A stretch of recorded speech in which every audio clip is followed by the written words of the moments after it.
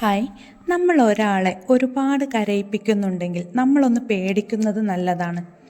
കാരണം അവർ കരഞ്ഞു തുടങ്ങുന്നത് നമ്മൾ കൊടുത്ത വേദനയിൽ തികച്ചും നിസ്സഹായരായി ഒന്നും ചെയ്യാനും പറയാനും പറ്റാത്ത ഒരവസ്ഥയിലായിരിക്കും. എന്നാൽ ഓരോ തവണ നമ്മൾ കരയിപ്പിച്ചു കഴിഞ്ഞും അവർ കരച്ചിൽ നിർത്തുമ്പോൾ അവർക്കൊരു പവർ വരുന്നുണ്ട് അല്ലേ? അങ്ങനെയാണല്ലോ. നമ്മൾ വളരെ വേദനയിൽ ഹൃദയം നുറുങ്ങി കരഞ്ഞ ശേഷം നമുക്ക് നല്ലൊരു ആശ്വാസം കിട്ടാറില്ലേ? മനസ്സ് അതുപോലെ ഒന്നുകൂടെ ശക്തമാവാറില്ലേ? കുറേ കാര്യങ്ങൾക്കൊക്കെ നമുക്കൊരു തീരുമാനമെടുക്കാൻ പറ്റുന്നില്ലേ?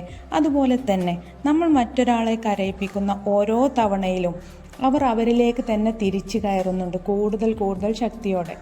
അവരുടെയൊക്കെ ഉള്ളിൽ നിന്നും ഒരു വലിയ ഭാരം ഇറങ്ങിപ്പോകുന്നുണ്ട് ഈ കരച്ചിലിന് ശേഷം. പിന്നെ ഒരു ധൈര്യം വരുന്നുണ്ട്. നെഞ്ച് പൊട്ടിപ്പിളരുന്ന വേദനയ്ക്കിടയിലും ഒഴുകിപ്പോകുന്ന കണ്ണുനീർ സകലത്തിനെയും മറികടക്കാനുള്ള ഒരു ഒരുക്കങ്ങൾ നടത്തുന്നുണ്ട്. ഒരുപാട് അന്ധമായി ആത്മാർത്ഥതയോടൊക്കെ സ്നേഹിച്ചിട്ട് അവസാനം പറ്റിക്കപ്പെടുകയായിരുന്നെന്ന് അറിയുമ്പോഴൊക്കെ മനസ്സിൻ്റെ സമനില തെറ്റി കരയുന്നവരെ കണ്ടിട്ടില്ലേ? അവരൊക്കെ ജീവിതം അവസാനിപ്പിക്കാൻ വേണ്ടി വരെ ശ്രമിച്ചിട്ടുണ്ടാവും. അവർക്ക് ജീവിതം ഒരു വെറുത്ത ഒരു അവസ്ഥയിലായിരിക്കും കടന്നു പോകുന്നുണ്ടാവുക. ഇവരൊക്കെ ഒന്ന് ജീവിതത്തിലേക്ക് മടങ്ങി വന്ന് നോക്കട്ടെ. നമ്മളൊക്കെ മനസ്സിൽ കാണുന്നതിലും അപ്പുറത്തായിരിക്കും ഇവരുടെ തിരിച്ചുവരവ്. അവരെടുക്കുന്ന ഓരോ തീരുമാനങ്ങളുടെ പവറിൻ്റെ അടുത്തൊന്നും എത്താൻ നമുക്കൊന്നും പറ്റാതെയാവും.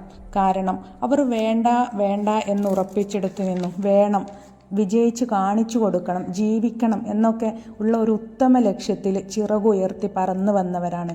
ഇനി ആർക്കും ആ ചിറകുകളൊന്നും അരിഞ്ഞു വീഴ്ത്താൻ കഴിയില്ല.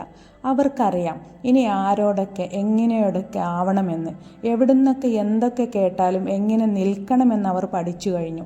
ഇനി അവരെ തോൽപ്പിക്കാനോ പറഞ്ഞു പറ്റിക്കാനോ എളുപ്പമല്ല. ഒരുപാട് തവണ നമ്മൾ പറഞ്ഞത് അവർ കണ്ണും പൂട്ടി വിശ്വസിച്ചു. നിനക്ക് വേണ്ടി നിന്റെ സമയത്തിന് വേണ്ടി അവർ കരഞ്ഞു പറഞ്ഞു. അപ്പോഴൊക്കെയും നിന്റെ ന്യായവും അന്യായവും കേട്ട് അവർക്ക് മതിയായി. അവർ കരഞ്ഞ് നിലവിളിച്ച് പറഞ്ഞിട്ടും നിന്റെ മനസ്സിൻ്റെ അലിവിൻ്റെ ഒരു കാരുണ്യത്തിൻ്റെ കണിക പോലും മനസ്സിൽ നിനക്ക് അവരോടുണ്ടായിട്ടില്ല. നീ ചവിട്ടി താഴ്ത്തിയ ചതുപ്പിൽ നിന്ന് ഇന്നവർ ഉയർന്നു വന്നത് നിന്നോടുള്ള പകരം വീട്ടാനോ നിന്നെ എതിർക്കുവാനോ ഒന്നുമല്ല. നീ കരയിപ്പിച്ച നാളിലൊക്കെയും അവരിലേക്ക് പകർന്നു കിട്ടിയ ഒരു ധൈര്യം, ആ ധൈര്യം ഒന്നുകൊണ്ട് മാത്രമാണ് അവർ ഇനി ആർക്കു മുൻപിലും കരയാതെ ജീവിക്കുന്നത് കാണാൻ നീ റെഡിയാവുക.